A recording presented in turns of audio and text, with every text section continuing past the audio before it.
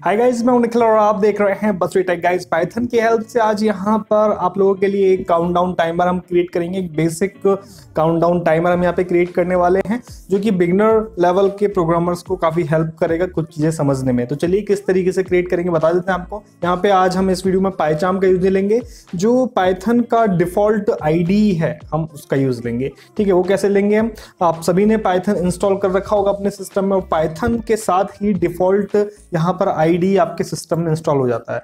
जब आप सर्च में यहाँ पे टाइप करेंगे IDLE तो यहाँ पे आप देखेंगे कि IDLE की ऐप यहाँ पे आ गई है। ठीक है, आपको जस्ट इसको ओपन करना है। ओपन करने के बाद आप देखेंगे कि एक पाइथन शेल यहाँ पे ओपन हो गया है और इसी में आपको यहाँ पर प्रोग्रामिंग करनी है। ठीक है, तो प्रोग्रामिंग हम यहाँ पे स्टार्ट करते हैं। जैसे कि मैंने आपको बताया काउंटडाउन टाइमर। ठीक है, यूजर से इनपुट लिया जाएगा कि कितने सेकंड का काउंटडाउन टाइमर यहाँ पे स्टार्ट करना और वो काउंटडाउन स्टार्ट हो जाएगा। तो क्या है इसके पीछे के लॉजिक, चलिए देखते हैं।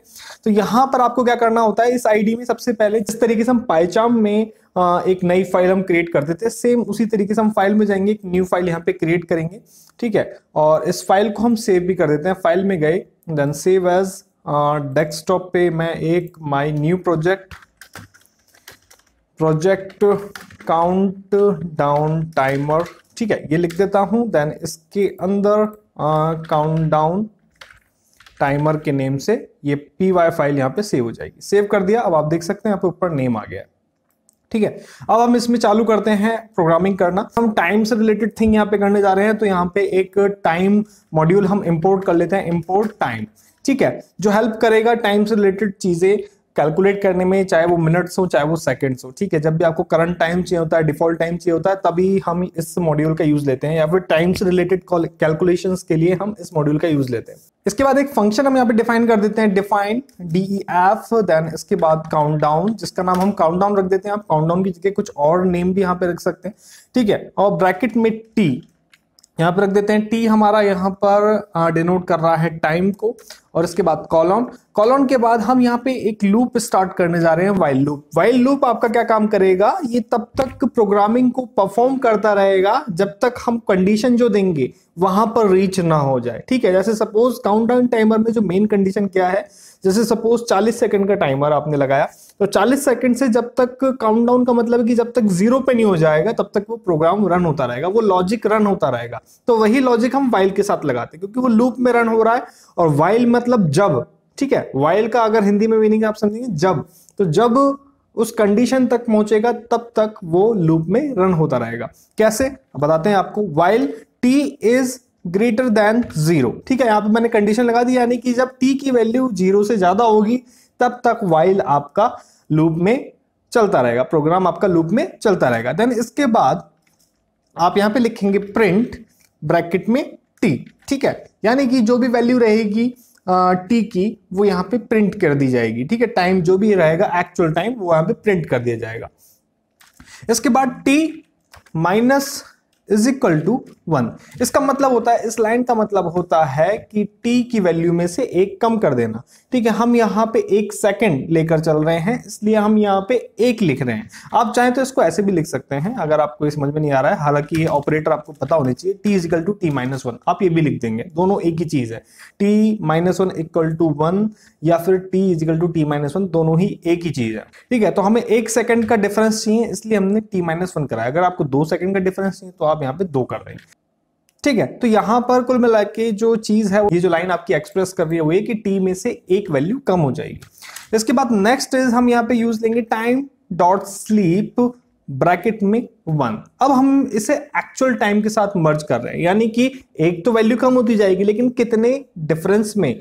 टाइम जो एक्चुअल टाइम है वो है आपका 1 सेकंड, तो हम यहाँ पे 1 सेकंड लेके चल रहे हैं। ये तो है आपकी वैल्यू कितनी कम होगी, लेकिन time with respect to time हम यहाँ पे करने जा रहे हैं, इसलिए यहाँ पे हम ब्रैकेट में 1 लिख रहे हैं। अगर आप यहाँ पे 2 लिख देंगे तो यानी कि 2 सेकंड बाद यहाँ पे कम होगा, यानी कि कम तो 1 ही होगा। 40 के बाद यहाँ पे 39 ही आएगा 40 के बाद, लेकिन अगर आप यहाँ पे 2 कर देंगे तो वो 2 सेकंड बाद आएगा। अगर आप यहाँ पे 3 कर देंगे तो 3 सेकंड बाद आएगा, लेकिन हमने चाहिए एक्चुअल काउंटडाउन टाइमर बनाना है, तो हम यहाँ पे 1 लिख रहे हैं, क्योंकि 1 सेकंड बाद हम चाहते हैं कि नेक्स्ट लूप रन हो। देन इसके बाद जब आपका पूरा जो टाइम है वो यहाँ पे फिनिश हो जाएगा, यहाँ पे आपके पास मैसेज आ जाएगा टाइम्स अप। ओके, तो ये आपके पास मैसेज आ जाएगा टाइम्स अप, ये ऑप्शनल है, आप यहाँ पे कुछ भी मैसेज लिख सकते हैं। ओके, बढ़ते हैं आगे। देन प्रिंट ब्रैकेट में यहां पर हमें एक मैसेज, क्योंकि हमने यहाँ पे प्रोग्रामिंग तो कर दी कि भाई टाइम यहाँ पे रन हो रहा है और एक एक सेकंड से कम हो रहा है और लूप यहाँ पे चल रहा है, लेकिन हमें यूजर से इनपुट भी तो लेना है। तो how many seconds to count down, ठीक है, ये मैं यहां पे लिखूंगा और एंटर एन इंटीजर, ठीक है, यानी कि यूजर को इंटीजर वैल्यू ही यहां पे एंटर करनी है। ऐसा नहीं कि 1 2 3 1 2 3 अल्फाबेट में एंटर कर दें, ऐसा नहीं करना। तो उसके लिए भी हमें यहाँ पे प्रोग्राम करना पड़ेगा। भाई कुछ यूजर हो सकता है गलती से ये टाइप कर दें, कुछ और टाइप कर दें, तो उसके लिए हम यहाँ पे एक एरर हैंडलिंग यहाँ पे यूज लेंगे। तो वो कैसे लेंगे? तो सबसे पहले तो हम एक मैसेज प्रिंट कर देते हैं कि यूजर के पास क्या जाएगा, इससे कि यूजर समझ जाए कि करना क्या है, ठीक है। इसके बाद हम एक वेरिएबल यहाँ पे डिफाइन कर रहे हैं सेकंड्स का, जिसमें हम इनपुट लेंगे, ठीक है, इनपुट ले रहे हैं यूजर से। अब हम चाहते हैं कि यूजर जो है वो इनपुट में, जो इनपुट बॉक्स होगा उसमें इंटीजर वैल्यू ही डाले, लेकिन अगर कुछ और डाल देता है तो उसके पास यूजर के सामने कुछ और मैसेज आ जाए कि भाई इंटीजर वैल्यू डालो, अदरवाइज मैं वर्क नहीं करूंगा।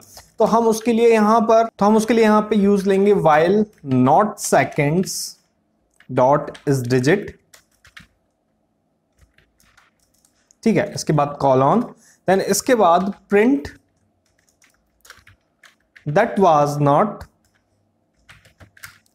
an integer number, please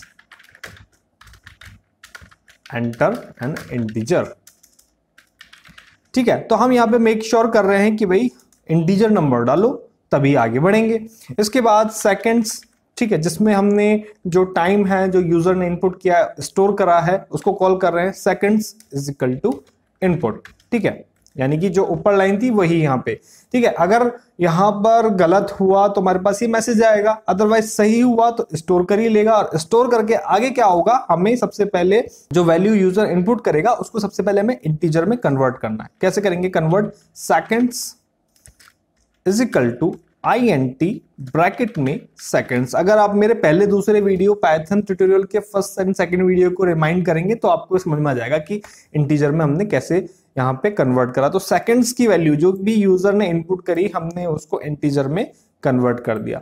then आपको क्या करना है, काउंट डाउन चलाना है, काउंट डाउन को कॉल कर लेना है, कहां तक, जो यूजर ने वैल्यू डाली है सेकंड्स तक की, ठीक है। तो कुल मिला के हमने ब्रैकेट में सेकंड्स लिख दिया क्योंकि सेकंड्स में वो वैल्यू स्टोर थी जो यूजर ने डाली है, और काउंटडाउन हमने कॉल कर लिया है यहाँ पे इसके हिसाब से। तो जस्ट आपका प्रोग्राम यहाँ पे कंप्लीट हो जाता है। जस्ट अब आपको रन करना है। यहाँ पे आपके पास इस आईडी में ऊपर रन का ऑप्शन आता है, रन बटन आ रहा है, इस पे क्लिक करेंगे, देन रन मॉड्यूल, ठीक है, या फिर आप F5 भी दबा सकते हैं। हमने रन करा और यहाँ पे लिखा आ रहा है source must be saved, okay to save, तो आप ओके कर देंगे, सेव हो गया आपका। अब आप देख सकते हैं यहाँ पे आपके सामने मैसेज आ गया, how many seconds to count down, enter an integer. जैसे सपोज मैंने यहाँ पे गलती से लिख दिया n और बटन दबा दिया, तो आपको पता है मैंने यहाँ पे एरर हैंडलिंग यूज की थी, तो इसलिए मेरे पास मैसेज आ गया that was not an integer number, please enter an integer, ठीक है। इसलिए हमें यहाँ पे डालना है नंबर, तो नंबर मैं यहाँ पे पुट करता हूँ सपोज 10 सेकेंड, एंटर दबाया, तो यहाँ पे आप देख सकते हैं 10 9 8 7 6 5 4 3 2 1 और नीचे टाइम्स अप, ठीक है। तो इस तरीके से हमने यहाँ पे एक काउंटडाउन टाइमर प्रोजेक्ट यहाँ पे क्रिएट किया। एक सिंपल प्रोजेक्ट है जिसमें मैंने कोशिश की आपको हर एक लाइन के बारे में बताऊं कि कौन सी लाइन कैसे वर्क करी है, जिससे कि आपको लॉजिक्स पता लग सके, ठीक है। इसी तरीके का हालांकि काउंटडाउन मैंने आपको बैच फाइल के थ्रू भी क्रिएट करके बताया था, आप उसको भी देखिएगा। अगर आपने नहीं देखा है तो डिस्क्रिप्शन में आपको लिंक मिल जाएगा। अब बात आती है कि हम इसकी EXE फाइल कैसे क्रिएट करें। तो EXE फाइल क्रिएट करना भी मैंने आपको बताया हुआ है पुराने वीडियोस में, फिर भी मैं इस वीडियो में भी आपको बता देता हूं कि किस तरीके से EXE फाइल क्रिएट की जाती है इस तरीके के प्रोजेक्ट्स की। तो आपको क्या करना है, आपकी फाइल ये सेव है, आपको पता है, तो आप इसको क्लोज कर सकते हैं। क्लोज करने के बाद आप फाइल में जाके सेव और कर दीजिए एक बार। कहाँ पे सेव है आपको ये भी पता है, मैंने डेस्कटॉप पे एक फोल्डर बनाया था, my new project countdown timer, इसी में जाऊंगा और इसी में जाने के बाद आप देखेंगे आपकी फाइल यहाँ पे तैयार है। आपको क्या करना है, ऊपर एड्रेस बार में टाइप करना CMD टाइप करने के बाद आप यहाँ पे टाइप करेंगे py इंस्टॉलर स्पेस के बाद आप यहाँ पे लिखेंगे अपनी फाइल का नाम, जो भी आपकी फाइल का नाम है। मैं लिखता हूँ count down timer dot P Y, ठीक है। विद पी वाई आपको लिखना है, स्पेस आपको वन फाइल चाहिए, डबल हाइफन वन फाइल आप लगाएंगे और एंटर बटन प्रेस करेंगे। आपका जो प्रोसेस है वो स्टार्ट हो जाएगा। इस तरीके से आप देख सकते हैं जो EXE फाइल बनाने का जो प्रोसेस है, वो मेथड है, वो स्टार्ट हो चुका है। हो सकता है कि आपके पास एरर आए कि आपका PIP अपग्रेड नहीं है, तो आप PIP भी अपग्रेड कर सकते हैं। उसकी कमांड भी मैं आपको बता दूंगा। हालांकि ये भी सबसे पहले आप देख लीजिए, बिल्डिंग EXE फ्रॉम EXE, ठीक है। तो आपकी जो EXE फाइल है वो बिल्ड हो चुकी है। डेस्ट में जाएंगे और आपकी EXE फाइल तैयार है। अब आप ये किसी को भी दे सकते हैं, यानी कि आपकी एक एप्लीकेशन, एक छोटी सी काउंटडाउन एप्लीकेशन आपकी यहाँ पे तैयार हो गई। और आप देख सकते हैं how many seconds to count down, enter an integer, तो मैं 120 सेकंड्स लिखता हूँ यहाँ पे। अब आप 120 सेकंड्स का जो काउंटडाउन टाइमर है वो यहाँ पे स्टार्ट हो गया, यानी कि 2 मिनट तक ये काउंटडाउन टाइमर चलता रहेगा, ठीक है। इसको मैं क्लोज कर देता हूँ। एक और चीज मैं आपको बता देता हूँ, जैसे ही मैं आपको बता रहा था, अगर आपके सामने एरर आता है किसी तरीके का यहाँ पे, जैसे सपोज PIP आपका यहाँ पे अपग्रेड नहीं है, तो आप यहाँ पे PIP अपग्रेड कर लेंगे। एक कमांड मैं आपको बता देता हूँ, PIP install double hyphen upgrade then PIP, ये आपको लिखना है और एंटर बटन प्रेस कर देना है। इससे क्या होगा कि जो आपकी PIP है वो अपग्रेड हो जाएगी अगर आपके पास किसी तरीके का एरर आता है। तो आप देख सकते हैं मेरी PIP ऑलरेडी अपग्रेडेड है, लेटेस्ट वर्जन यूज कर रहा हूं, तो आप देख सकते हैं रिक्वायरमेंट ऑलरेडी सेटिस्फाइड यहाँ पे आ रहा है। तो जस्ट ये है प्रोसेस। EXE फाइल हमने बनाई, प्रोजेक्ट पूरा बनाया। आई होप कि वीडियो आपको पसंद आया हो, इन्फॉर्मेशन अच्छी लगी हो, सभी लॉजिक्स आपको पसंद आया हो। वीडियो अच्छा लगा हो तो लाइक कीजिएगा, कमेंट करके बताइएगा कि आपको इन्फॉर्मेशन कैसी लगी। मिलते हैं आपसे नेक्स्ट वीडियो में नई जानकारी के साथ, तब तक के लिए धन्यवाद। जय हिंद।